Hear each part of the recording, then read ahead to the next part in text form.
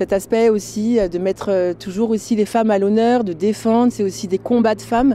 C'est quelque chose qui me touche. Parce que les femmes, malheureusement, on est quand même dans un pays patriarcat, etc.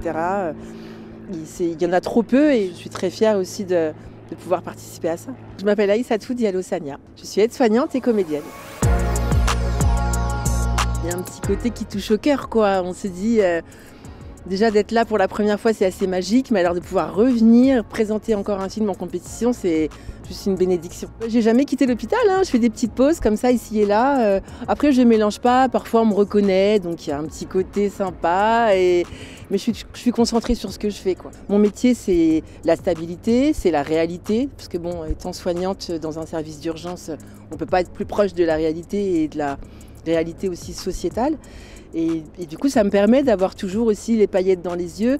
Alors après, ça fait pas non plus 10 ans que je fais du cinéma, mais je veux pas qu'elle s'en aille en fait. Je veux pas qu'elle s'en aille et je savoure chaque moment. Clairement, un équilibre dans ma vie, de pouvoir justement aller d'un monde à l'autre. Ouais, je commence à y prendre goût, j'ai pas envie de m'arrêter. Je voulais aussi me lancer ce défi. Après le César, j'arrivais pas à me dire que j'étais comédienne. Et il y avait cette histoire de défi aussi, de pouvoir interpréter autre chose, quelque chose qui est un peu plus loin de moi. Et quand Catherine m'a parlé de ce projet-là, je me suis dit que c'est un rôle de composition, d'interprétation. Et là, il y a eu un vrai travail et je suis ravie de l'avoir fait. Et si on est là aujourd'hui, c'est que ma foi, je l'ai plutôt bien fait. On ne s'est jamais vraiment lâchés toutes les deux. On a continué à rester en contact et puis après les Césars, très peu de temps après les Césars, elle m'a parlé de ce projet-là et l'histoire m'a complètement bouleversée, ça m'a touchée, il y a eu un écho à plusieurs endroits et j'étais ravie de pouvoir retravailler avec elle. Là, on a affaire à du cinéma d'auteur, un peu dramatique.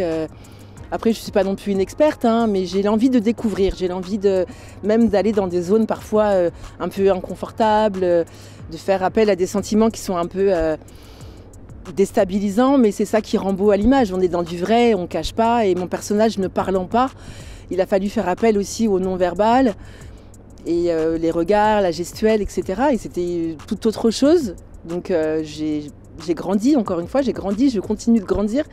Et je pense qu'on grandit jusqu'à son dernier souffle en fait. Catherine, elle nous parle beaucoup des scènes en amont, de l'intention. Elle aime bien avoir quand même la trame du scénario. Mais encore une fois, après, elle est ouverte aux propositions, à l'improvisation.